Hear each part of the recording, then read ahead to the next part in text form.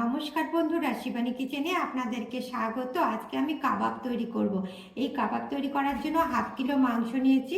সেই মাংসটা এই জামবাটির মধ্যে দিয়ে দিচ্ছি। দেখুন দেখুন 1 বাটি এর মধ্যে দুধ দিয়ে দিচ্ছি। এর মধ্যে দেখুন ছোলা দিয়ে দিচ্ছি, আদা দিয়ে দিলাম, কাঁচা লঙ্কা দিয়ে দিলাম। বন্ধুরা পরিমাণ মতন হলুদ দিয়ে দিলাম, পরিমাণ মতন এই দেখুন লবণ দিলাম, আর এই দেখুন গরম মশলা, গোটা গরম মশলাগুলো দিয়ে দিলাম। এবারে পেঁয়াজ আর রসুন করে এর মধ্যে দিয়ে দিলাম, আর এর মধ্যে একটা তেজপাতা দিয়ে দিলাম। এবারে এটাকে আমি সিদ্ধ করতে বসিয়ে দেব। এই দেখুন বন্ধুরা সিদ্ধ হয়ে গেছে। এবার এটাকে আমি ঠান্ডা করে নেবো। দুধ দিয়ে মাংসটা সিদ্ধ হয়ে গেছে, সাথে ছোলার ডাল আর সমস্ত মশলা দিয়ে। এবার মাংসটাকে এই দেখুন আলাদা করে নিচ্ছি, আলাদা করে নিলাম।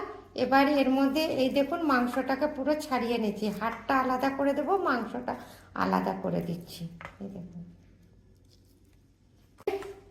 এইগুলো সব এই দেখুন মিক্সির মধ্যে দিয়ে দিচ্ছি। বন্ধুরা মাংসটা কাঁটা ছাড়িয়ে পুরো দিয়ে দিচ্ছি। এবার ছোলা আর মশলাটা সিদ্ধ সমস্ত এর মধ্যে দিয়ে দিচ্ছি। এই দেখুন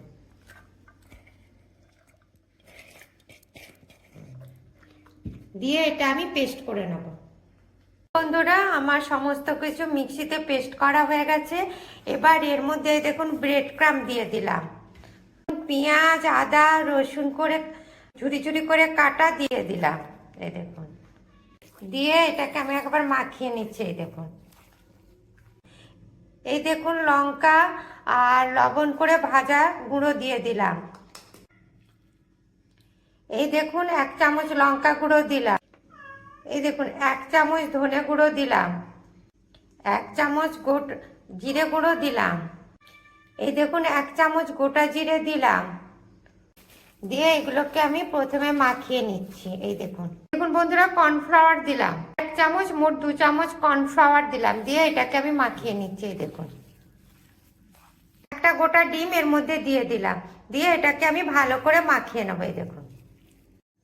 এই দেখুন বন্ধুরা হাতে একটু তেল নিলাম, এই দেখুন দিয়ে এই দেখুন কাবাবটা এই দেখুন নিয়ে নিলাম, নিয়ে